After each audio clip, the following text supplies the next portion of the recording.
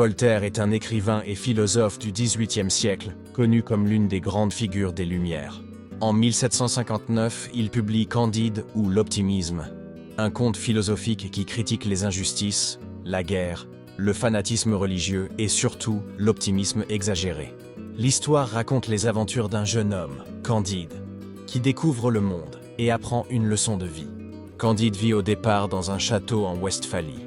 Son maître, Pangloss, lui enseigne que tout est pour le mieux dans le meilleur des mondes possibles. Mais un jour, Candide est surpris en train d'embrasser Cunégonde, la fille du baron. Le baron le chasse du château, et Candide doit affronter seul la dure réalité de la vie. Commencent alors ses malheurs. Il est enrôlé de force dans une armée et assiste aux horreurs de la guerre.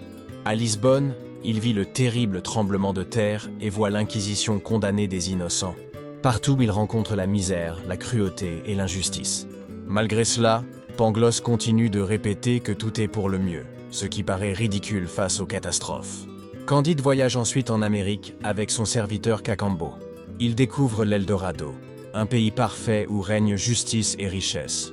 Pourtant, il ne reste pas, car il pense toujours à Cunégonde. Même avec de l'or, Candide n'est pas heureux. Il comprend que ni la richesse ni les théories philosophiques ne donnent le bonheur. Finalement, il retrouve Cunégonde qui est devenue laide et malheureuse. Mais Candide l'épouse quand même, car il lui a promis. Avec Pangloss, Martin et d'autres compagnons, il s'installe dans une petite ferme. Là, Candide conclut que la meilleure façon de vivre n'est pas de discuter sans fin, mais de travailler et d'agir. Sa célèbre phrase résume la morale du conte « Il faut cultiver notre jardin ». Ce livre est donc à la fois une histoire pleine d'aventures et une critique de la société. Voltaire y dénonce la guerre, la religion fanatique, l'injustice et les illusions philosophiques.